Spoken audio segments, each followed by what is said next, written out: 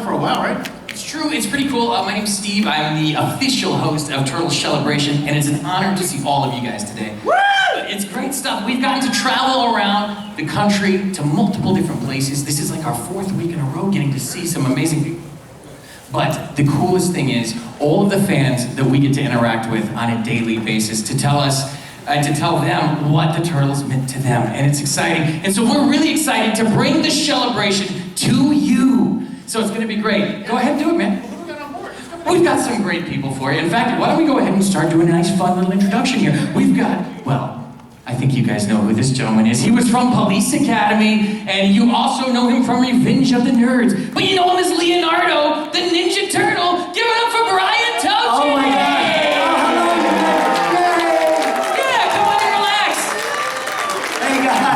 How are ya? And we got a couple of other great, amazing people too. One is the star of the internationally acclaimed movie Showdown. It's a martial arts cult classic. He even wrote a book called From Teenage Ninja to Mutant Turtle. It's an Amazon bestseller. Please give it up for Raphael himself, Kenn Scott!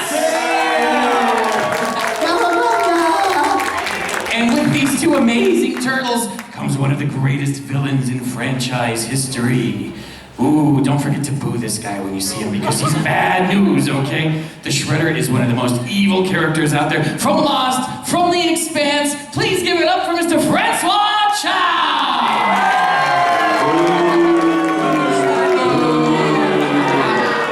Awesome, and I'm gonna pass it over here, and it's gonna be an amazing panel, guys. Have fun, everybody, in Cowabunga! Welcome to San Antonio, fellas. Hey, Jeff. How's it going? Hey, I saw y'all's booths earlier, and the whole lot con so far. My goodness, fans came out to see you packed. What does that mean to you guys? I'll tell you, Steve said it really well. Hey, can I get just a little more punch on this mic, if that's okay? It means, you know, when we get to travel around, we were Ninja Turtles and people want to come up and meet us, and what happens is sometimes somebody will come to your table, and this is the first time in 30 years that they're meeting a human being or a person associated with something that has meant so much to them. Sure. It's given them a mythology for their life. It's given them modeling behavior to go after. It's meant so many things to so many people in so many ways, and we've heard them all. Oh, we've heard many. That when somebody comes up to your table and they share that feeling with you of what it means to them, and they're trying to communicate it to you, and sometimes people are shaking, and sometimes people are crying. Yeah. It's a very emotional experience, not only for them, but for us too, because it's beautiful to be on the receiving end of that. It's awesome. Absolutely, absolutely. What about you? And I really echo what Ken is saying. It's what's so amazing is that we did the first Turtles 1990. It's 34 years ago. But what happens is you have the fans who were little kids. They've grown up, and then they've shared them, you know, these films with their kids. And sometimes even older, you know, you have grandkids, and it's so cool to have these you know, different you know, families all en masse of all these different ages come visit us, and it is such a joy for us to meet everybody. And as Ken was saying, some of it is really touching. Some of it, they tell us their stories, they share so much, and I know we can speak for everybody, I can speak for these two here, is that we're so blessed and so grateful to be a part of something that's so much bigger than all of us. So, and we thank you so much. Really, we love you so much. So much. You guys are the best. Hey, Brian, I think you were approving the t-shirt I wore today. Yes, Leonardo! Yes. Leonardo! I think you've made a poor wardrobe decision.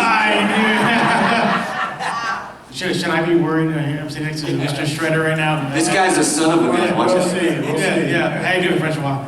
Good. How you doing? You know, playing an iconic villain. I mean, iconic. Resonates still today. Do you ever just fathom that? Just think about that you had a part, one of the biggest villains. You know, doing it, it's very humbling because it's a lot of pressure. Yeah. Just like these guys say, when we meet the fans, it's an amazing feeling. I'm still shocked by some of the, the last con we were at, a guy came and said, oh yeah, I flew in from Ireland to see this. And I'm like, wow, what? Wow. And there's people, fans will drive 8-10 hours. Today, I think I met a lady that came in from Germany. I'm like, oh man. So yeah, it's a great thing. It's a big deal. It's like I say, it's humbling, and when you come up to the booth and you're nervous, sometimes I'm nervous. So. Oh wow. Yeah. The shredder is nervous. Yeah. So, hey, I want to jump on that. At this con alone, here in the center of the country, basically, we had one guy that drove 24 hours from Long Island just to come to the celebration of what we were doing here. And then we had somebody else that flew in from Seattle just to come to the turtle celebration that we were doing. Smokes. Yeah, amazing. You guys are amazing. Yeah, Amazing. awesome, yeah. Francois, I was going to ask you, what was it like putting on the armor? What was it like putting on that costume? The shredder costume was nothing compared to these guys in the turtle suit. The heaviest thing I had was the helmet, which was metal. How much did that weigh? I don't know, but it took, when you put it on, it's like, this is the movies, man. They should have made this out of plastic or something. Yeah. It's like, Someday they'll find that Francois has CTE. but the costume itself was Yeah. fine. Yeah. And the metal spikes here, Those were plastic. That's why. Okay, why is this plastic? What? Why is this? Yeah, exactly. All the places, right? Yeah. Well, he mentioned the costume right now. He said, not compared to you guys. What was it like in that costume? Scott, Brian, you want to take it? Brian, what was it like in the costume? Oh, guess what, Ken? I'm a lucky guy. There were different people who were in the costume, but you know what? They really couldn't do anything unless somebody was doing the cowabungas. Yeah. I was the voice of Leonardo in the first, second, and third one. So I was lucky. I didn't have to be in those suits and sweat 1.5 gallons a day, but I'm sure you can talk about that. Oh, yeah.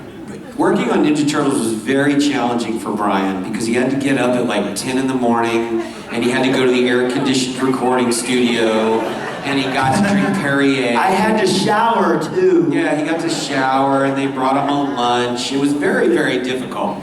For us, it was very easy on the set because we would have to get up at about 5:30 or 6 a.m., go to the set, and then you spend about 45 minutes. First thing you do is you put on a leotard, a skin-tight leotard, and then you dress in the various components of the turtle costume.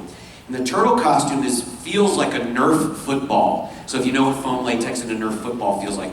So you're putting on boots, which represent the calves and the feet, and then a little jacket that's the shoulders and the biceps, and it all comes together like this Frankenstein thing. It would take about 45 minutes to put this suit on, and then you would spend the next 6 hours of the day inside this suit waiting for them to call you to go in front of camera. Once you go in front of camera, then they put your turtle head on you and they plug it into the computer that's hanging underneath your turtle shell. And now that you're encased in this 55 or 60 pounds of stuff, you go in front of the camera, the lights are on, it's hot, you're sweating. Inside, you're breathing all your own carbon dioxide. So after just a minute or two, you want to go to sleep. The sweat's in your eyes, and you see out these tiny little pinholes, and then you're like that in his head for the next 1.5 2 hours, doing a fight scene, an acting scene, whatever. Then you take the head off. You're drenched in sweat. They give you an oxygen tank, and you sit there and you breathe oxygen. They mop you down, and they give you Gatorade and juice. So, compared to Brian, ours was easy, very easy to Brian, you were saying I was going to say I had martinis afterwards. we see, the movies that y'all put the Turtle movies, how great it was, but you see the evolution of just the franchise to now. I mean, do you think it followed kind of like the adults? Because I think The Last Ronin, not for kids kind of story, how do y'all feel about that evolution of the story? Well, what's interesting is that I had no idea what the Teenage Mutant Ninja Turtles were. I mean, initially it started off as a comic book, And then it went into a cartoon show, which I was not aware of. But what was so interesting is the movie, the first movie, directed by Steve Barron. What he did was, the movie was closest of all the Ninja Turtle movies to the original comic book. And, there was, some people knew what Ninja Turtles were, but until the movie, did it really blow up, the franchise blow up. I mean, it was so interesting because the first weekend of the Teenage Mutant Ninja Turtle movie, it was the highest grossing independent film of all time, the first weekend. And by the time the whole run was over, the Teenage Mutant Ninja Turtle movie became the #1, the biggest, the most successful independent hit film in the history of movies. And so that was, I think, the driving force, right? I mean, what an amazing thing. And I think that was the driving force that really kind of propelled the franchise to what it became and what it is. For those that don't know, an independent movie is a movie that's made with money that comes from anywhere other than a major movie studio. So if Disney or Paramount or Sony or somebody makes a movie, that's a studio movie. But if a small company goes out and raises money and gets investors and does whatever and makes a movie and puts out something like Nightmare on Elm Street, that wasn't a studio movie, that was an independent movie. So the same guys that put together Nightmare on Elm Street also were part of putting together Teenage Mutant Ninja Turtles, because they had such success with Nightmare on Elm Street. It's called New Line Cinema. They had such success with Freddy, they were looking for another franchise, and Golden Harvest, the company that used to make Bruce Lee movies back in the late 60s and 70s, early 70s, they teamed up, and that's who ended up making the movie. So that's what an independent movie is versus a studio movie. And then ultimately, it was beat by another movie that substantially beat it. Can anybody real quick tell me what movie is now the most successful independent movie of all time? Anybody know? What do you think? One guess.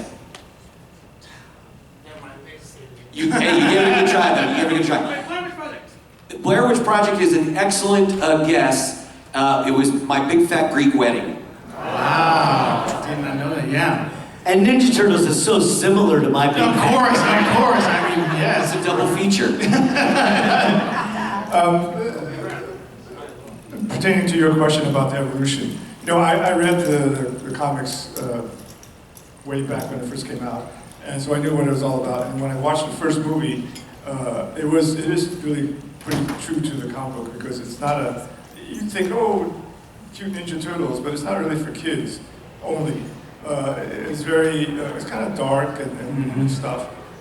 So much so that I think the reason the second movie became almost like a Nickelodeon movie was because they wanted to make it more for kids. But as the years go by, and there are all these other cartoons and so forth, now it's going back to because the thing is the Last Ronin is again very dark. It's adult. It's not. It's not for kids. At all. What was it like playing Raph? It was awesome. Tell us about it. How did you incorporate a lot of the source material into that? What did you borrow from?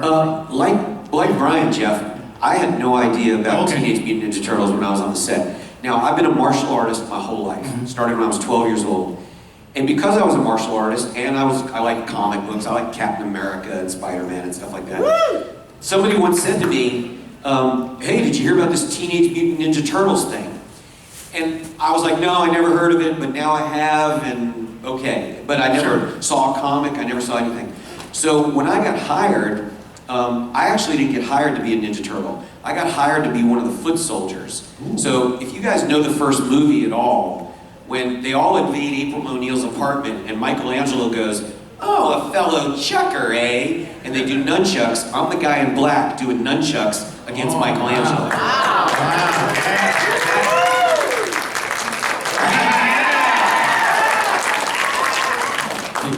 So I was actually hired as a foot soldier. But early on in the movie, in the scene where Raphael meets Casey Jones in Central Park, Casey Jones hits Raphael with a cricket bat. Cricket? You gotta know crumpet is, understand cricket. And when he hits Raphael sails through the air, lands in a trash can head first. When that guy landed headfirst in that trash can, he broke his nose. As soon as he broke his nose, the producers were like, holy cow, we need another Raphael, because time is money, and we got stuff we gotta shoot. So they went to the stunt coordinator and they said, do you have anybody who could be a Ninja Turtle in your people? And they looked at me, because I was doing such a good job as a foot soldier, and they said, if you can fit in the Ninja Turtle outfit, you're gonna be the new Raphael. Wow. So I went to the Henson Creature Shop. Now mind you, these turtle costumes were made for slender Asian stuntmen who could do a lot of cool stuff. I squeezed into that thing, I sucked my gut in, I squeezed into that thing. And finally they plopped a head on me, and they're like, you're the new Raphael, and then that changed my life. Wow, That awesome. I have to say, he actually chronicles it in this really cool book. Not because I know this guy, but I got a chance to read it, and he chronicles that whole story and how he became this guy who just wanted to be this martial arts star into being Raphael, the Ninja Turtle. Wow. I mean, hero. It's an amazing, it's really cool. I just thought I only have one left, so if anybody wants it, come to my table. But otherwise, these are only $10 on Amazon. And I'm not trying to sell you a book, I don't care. I didn't do this for the money. I really wrote this book because it was actually something my dad, as my dad was passing away, we were sharing our memories. And I wrote all these down, and it all blended into all the stories that Ninja Turtles fans love to hear when they see you at the tables and stuff. And we could sit for hours and I could tell you story after story after story about what he did and what he did and all this crazy stuff. But so it's really for the fans. So it's $10 on Amazon. Enjoy it. It's really good. Awesome. Yeah, Just go there right Kenn now. Scott book. Go pick it up. Yeah. Brian, any stories about portraying Leonardo like that? Yeah, sure. You know what's interesting is that the Teenage Mutant Ninja Turtles, again, I said I had no idea what they were. But as Ken was saying, Golden Harvest had this franchise. They had the rights to the Teenage Mutant Ninja Turtles. And so what they did is they came to America to ally themselves with a major studio. So they went to Disney, they went to 20th Century Fox, they went to Paramount, to Universal, to Warner Brothers. All the studios. All the major studios. And it was a big, no. No, we're not gonna do it. No, we're not interested. That. So, this one small company, as Ken said, that was only known at the time for the Freddy movies, Nightmare on Elm Street. Is it? Yeah? Well, we'll take a chance with it. So they got together, they put their production team together, they put the cast together, and they started production. I was not a part of their film. I was not in the cast. Boo. Boo. So they were filming, but they fired Leonardo. Yay! However, they hired another guy for Leonardo. Boo. However, they fired him. Yay! So, somebody said, you know, I was working on another project prior, and somebody said to the producers, you know, Brian Tochi just became available, and do you think he might be interested in doing this role, Leonardo role in the Teenage Mutant Ninja Turtles? So they called my agent, and at the time, I was doing a lot of movies, a lot of TV stuff, and I said, they called me and said, would you be interested in doing this thing called the Teenage Mutant Ninja Turtle movies? And I go, I don't want to do any horror films. I'm sorry, I don't want to do Whoops. Yeah. And they go, no. It's not a horror film. It's, you know, it's about these little turtles. They're in the sewer. A little ooze kind of drips on them, and all of a sudden they start growing and growing, and they become these badass karate guys with a little surfer Ben. And I go, I think I could do that. So I said, yeah, I'd do it. And so they hired me, yay! And they didn't fire me, yay! So that's how I kind of got involved. That's how but I didn't know what Leonardo was until they explained it. And I thought, well, you know, I could add a little something. Sure. So, Francois, how awesome was it to beat up the Turtles? Well, you know, like Ken, I've been doing martial arts since I was about 12, I guess. And when I got I was in the second movie. When I got the movie, I said, oh man, this is great, it's going to be fun. I get to, do some physical stuff, do the martial arts thing. And I got to set, and I found out that, the second movie, making it a little more for kids, Shredder doesn't really get to do any fighting or anything. He just stands around and, get those turtles. I challenge, kill them. And that's about it. I was like, oh man, this is kind good. But still, it was a lot of fun ordering the people to beat up on the turtles. Hey, I want to ask you a question, Francois. So I got mine in a crazy way. I was a foot and then a thing, and he went through his whole thing becoming the voice. As an actor, you go in, now everything's digital. You film stuff, you send it to casting directors. Back then, though, you went into the office and you did stuff. You're walking in to audition for a character that's, like you said, you kind of this and that. How does that go? How does that work? Like, what was that audition like for you, and what was that process?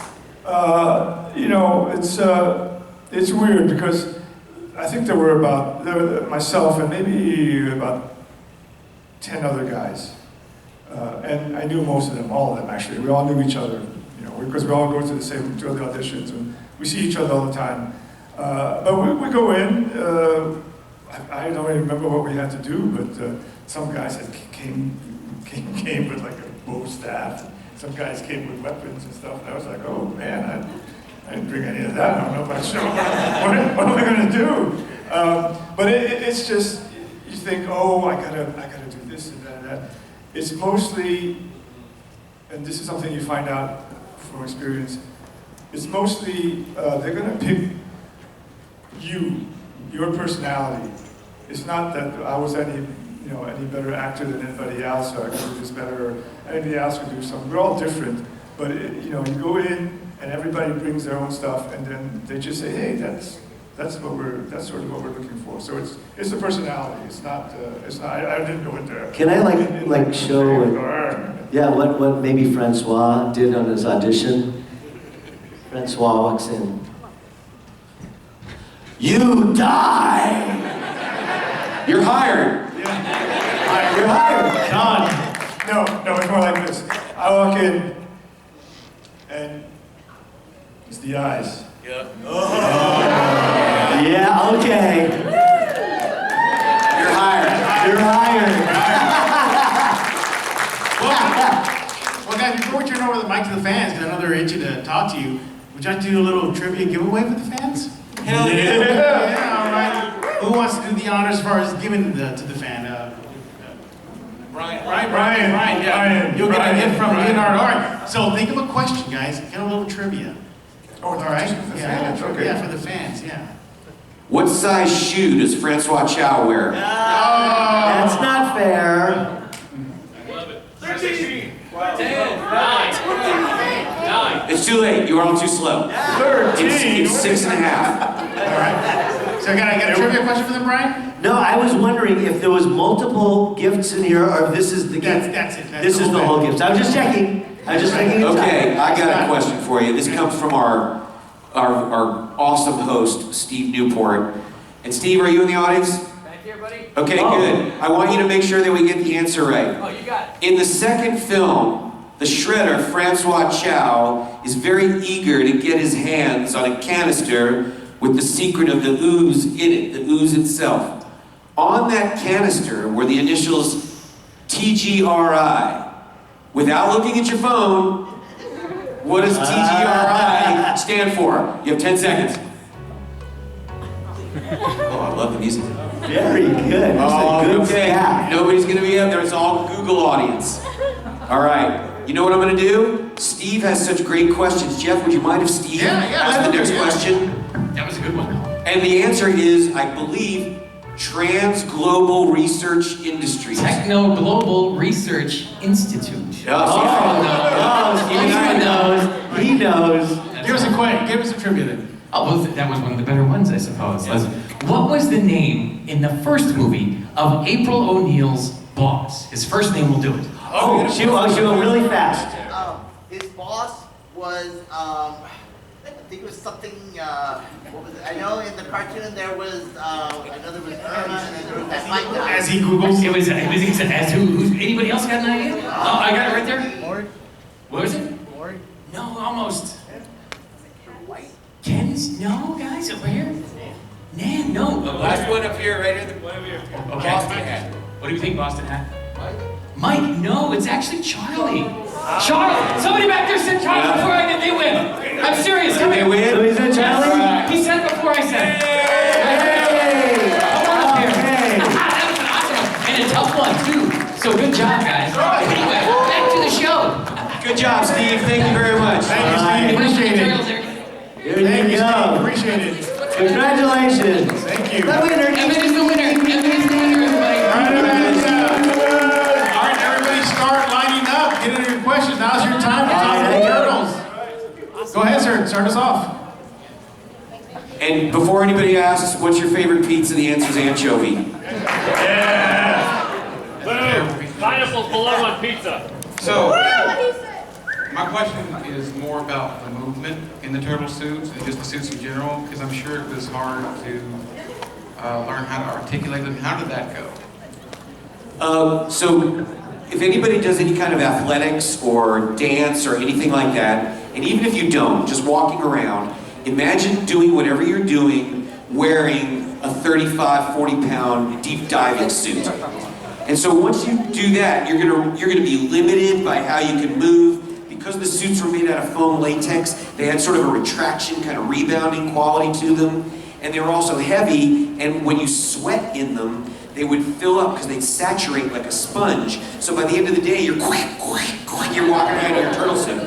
So the real way it affected you, yeah, it's terrible. And they didn't smell so good. The real way that it affected you was one scene in the beginning of the movie when Raphael saves April O'Neil in the subway. He comes running out, he beats up the foot soldiers, carries her back to the turtle lair.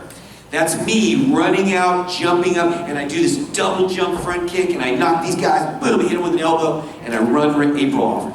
In my mind, I ran out and I jumped 10 feet in the air, and I kicked these guys in the face, and I fell down. I was like, yeah! And I took off running. When I finally saw the movie, my jump is about this high off the ground, and I'm kicking him in the stomach. So it was very limiting in terms of all that kind of stuff that was going on. Awesome, thank you. Yeah, thank you. Hey, what's up, Fat Gum? Just want you to know that when in the first movie, when Raphael says, "I'm not finished with you yet," damn, that lives in my head rent free. Like, I love it. I just want to know what some of you guys, besides the amazing movies you guys have worked on, what some of you guys' other like favorite Ninja Turtles medium would be it movies, cartoons, all that good stuff. Ninja Turtles? I hate these turtles, man. What are you talking about?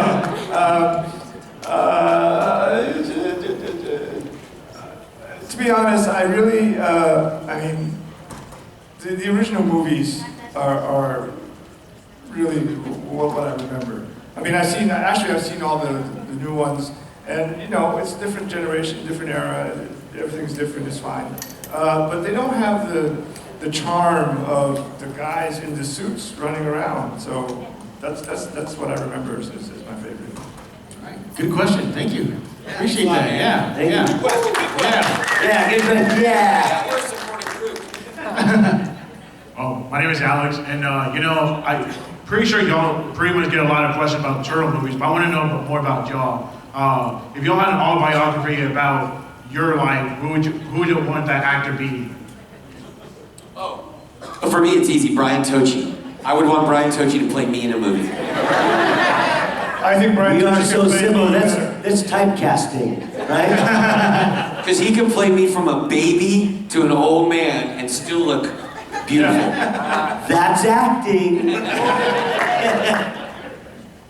Brian Tochi. I mean, come on. We're like triplets. Thank y'all, appreciate it. Yeah, thank you, Alex. Thank you. Hello, I'm Kyle. I just wanted to thank you guys for making our childhood so memorable and getting us through some of the hardest times in our lives. Did you guys take anything off set? And if it was, what was it? Thanks for the greatest thing ever in my life, and did you steal anything? That's a good question. I think, like I said before, man, when we were making the movies, we didn't know that it was going to be what it is. if I had known, I'd be sitting here in my full shredder outfit. From the original movie. It would actually be in a museum. Yeah. Yes, I walked away with a few things. Because I started with a foot soldier, I took a foot soldier mask, so I had one of those. I also had all the knee pads and elbow pads that I wore as a stunt ninja. I took home a pair of turtle hands, which basically goes from the elbow to the ends of the fingers, and those 3 fingers. And I took Raphael's size. They were given to me, but I took Raphael's size. I put the foot mask and the turtle hands into a shoebox, basically, and put them in the attic. And then a year later, when I went to get them out, they had disintegrated into just yellow dust. Everything was just yellow dust. The only thing that was left was some of the lycra from the mask, but the eyes disintegrated. Terrible. The size I had, and I had a collector who collects a lot of Ninja Turtle movie stuff, called me up and offered me to buy them. And I said, oh, I don't want to sell them. They're so important to me, and I love them. And I remember something my dad said. He said, if somebody asks you to do something, you don't want to do it, ask for such a ridiculous amount of money that if they pay you, you'd be an idiot not to do it. So I gave the guy a ridiculous amount of money, and I said, if you pay me, yeah, you can have it. And the guy said, let me ask my wife. Next day, the guy comes back, and he goes, okay, I'll take them. And so this collector ended up with the size. Yeah. Wow, that's awesome. And to this day, I paid for a child's college education with that money. How about you, Brian? Well, you know, I didn't grab anything. I did the first, second, and the third, and stupid me didn't grab anything. And what was so interesting is, do you guys remember, back in the original ones, some of you may remember, that you could go to the store and you can get like little action figures for $2.95, $3.95, $4.95, you know. So I would go to the store and buy tons of those things, the original action figures, and I'd sign them and give them away as gifts. I mean, I gave away so many of those things, right? Because they were so cheap and it's easy for me to do it. It was kind of what I thought a fun, cute kind of thing to do.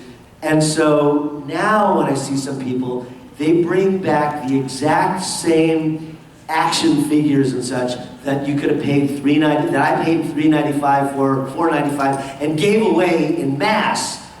There's price tags on them like $250, $300, $350, and more. And I go, what a dummy! I didn't save anything, and I gave everything I had that was original away.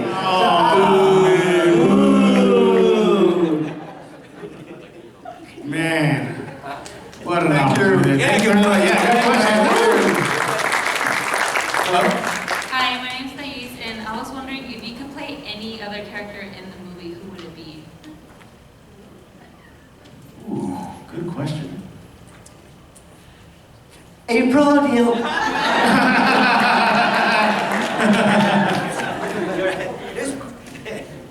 For real, April O'Neil? Well, you know what? No, actually, you know what? Always the fun I'm an actor, I've done a lot of different things, but the real fun stuff is being the bad guy. Oh, yeah. So I would have to say, man, I would love to do Shredder.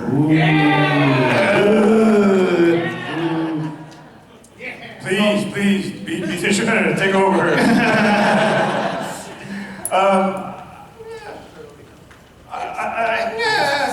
I would probably be one of the turtles, but I don't want to say which one because I don't want to get in trouble. Good choice.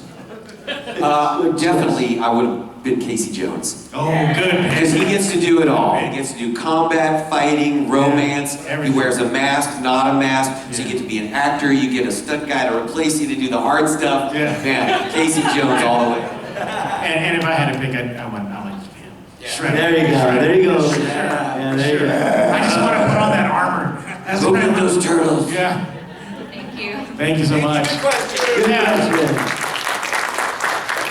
Yes, sir. Hi. Hi. Good to see y'all again. Well, especially the two of you. I didn't get to talk to you today. I just wanted to say 4 things real quick. 1, Raph, Leo, out there today, please do not butt heads again.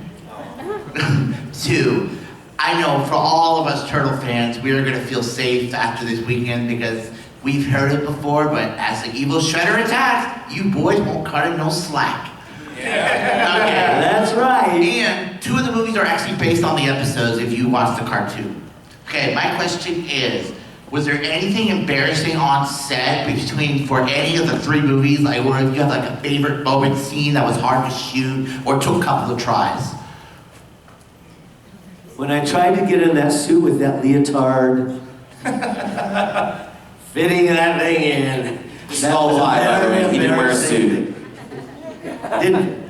So that when the air conditioning broke in your recording studio, was that your tough moment? And after I had a couple martinis after work, that's when I thought, oh, it'd be fun to get in this suit. Francois. I'm sitting here trying to think of an embarrassing moment. The blades didn't get caught on anything? No, I mean, you know, Or it's any hard to, scenes that were the second movie, Trevor had this big old cape that I had to wear, and you know, nobody wears a cape anymore, so I was like, oh man. So the first like few days, I was just I almost tripped over it all the time. I'm walking around looking kind of weird. So it took a while to get comfortable. Thank you. Turtle power. Yeah. Liberace wore a cape. Yeah. That's Liberace. Yes, ma'am. Hello, I'm Monica, and I'm actually asking this question from my father back there. Yeah. He wants to know, where did they get the idea for the iconic turtle movements? I mean, I see how animated you are, so it's like seeing the turtle right here, but...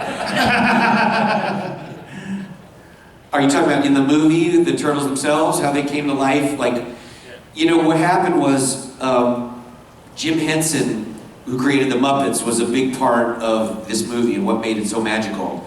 Anybody can make a puppet, but not everybody can make a Muppet. You know the difference when you see it and you feel it, it's different. And so when you look at these first 2 movies, the Ninja Turtles were created by the Henson organization. And so they were very sort of adamant, concerned, and focused on how do you bring these characters to life and not just have guys in suits, rubber suits walking around.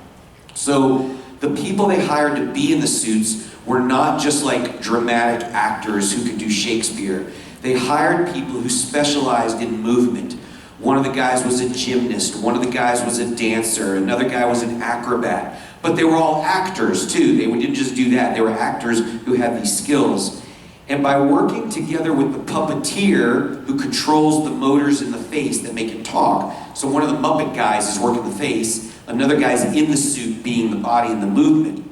Those 2 guys have to come together as one to create this character that's believable and cohesive all the way through body and spirit. So we spent weeks in turtle costumes, playing charades, doing different party games, doing improv scenes as turtles, just like actors would do improv, but we had to do them as the characters. So over the course of several weeks, we blended together with these puppeteers, and we started to think about what made up each character and how things could come through 3 inches of rubber. For instance, Raphael, he's tough, he's a brute, he's kind of a rumbler, everything is strength, right? So you had to kind of, you know, Raphael walks like this if you watch it, right? But Mikey doesn't walk like that. Mikey kind of walks like this. So each performer and team really worked together to try to bring those things to life. Good question. Great question. Good question. Good question. Hello. Hi. While you were filming the Ninja Turtle movies, was there anything that wasn't necessarily written into the script that you kind of added to the character just to give your own little spin on it?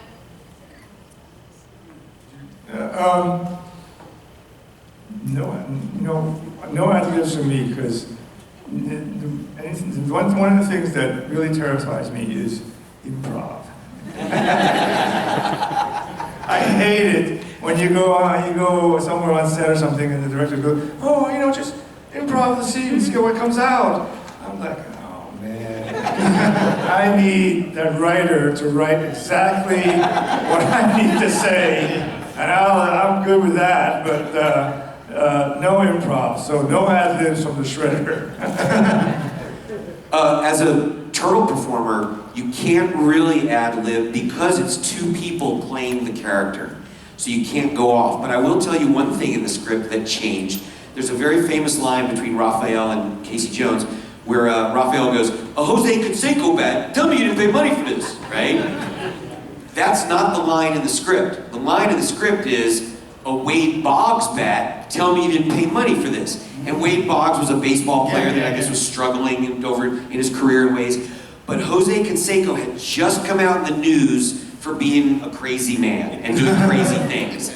And so because it was so current, in the moment, on the set, they were like, no, let's make it this, and they changed that. So the writers and stuff were kind of on top of things like that, but not direct improv as a turtle. Good question. And a lot of it was already filmed. When I did the first one, I didn't lay down tracks, but the second and third film, I laid down what Leonardo would say, etc., and they followed a lot of that stuff. And then what happened is once they film it, as Ken was saying, you know, there's these people that are doing it, and the mouth is moving, but we have the latitude to be able to change some of the material. And in number 3, we got a chance to really kind of do a little more improv and see what might work within the frame of the, you know, of the mouth moving and such like that. So I can't remember any of the things we changed, but we had a little more latitude on number 3 than we did on 1 for sure.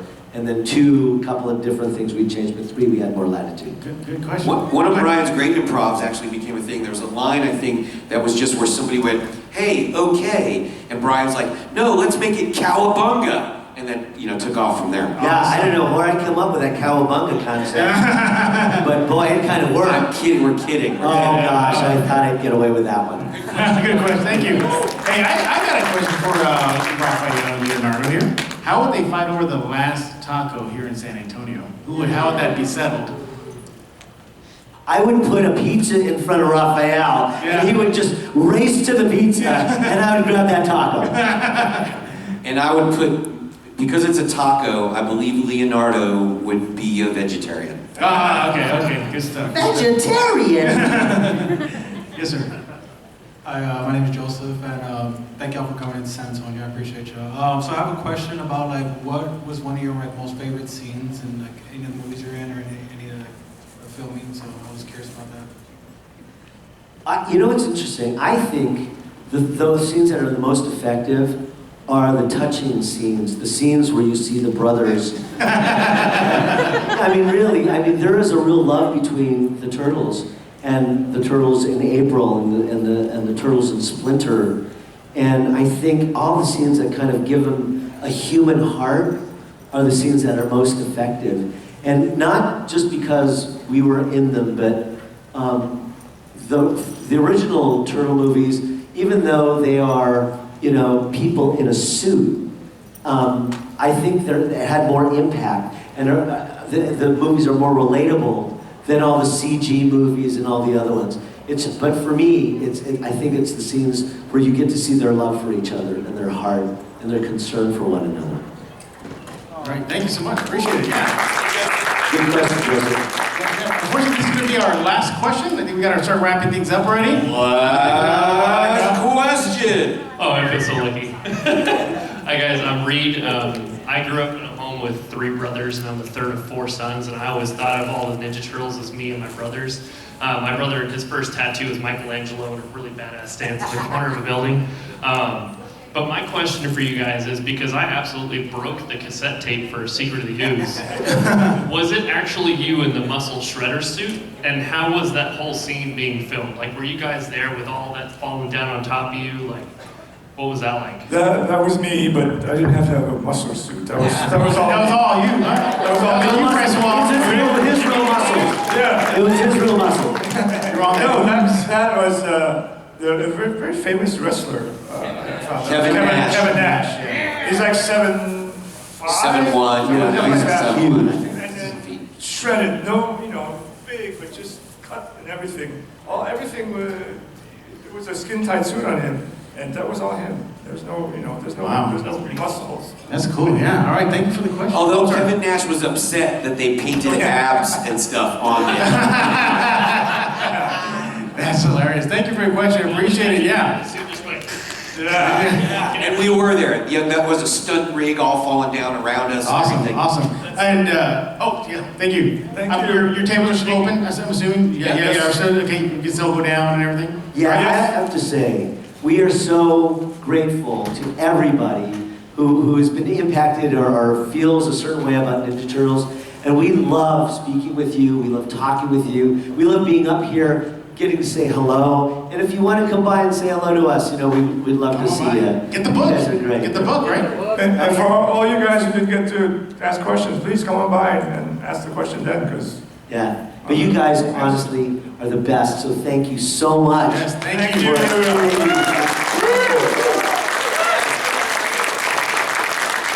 going to practice, and then we're going to do this. When I say 1, 2, 3, you're all going to, as loud as you can, cowabunga, okay? But we're going to practice it once, and then we're going to do it for real. Ready? It's going to look like this. Hold on. The practice will be basically, if I take my camera and I do this, and we go 1, 2, 3. Cowabunga! And now we're going to do it for real, loud. Ready? 1, 2, 3. Cowabunga!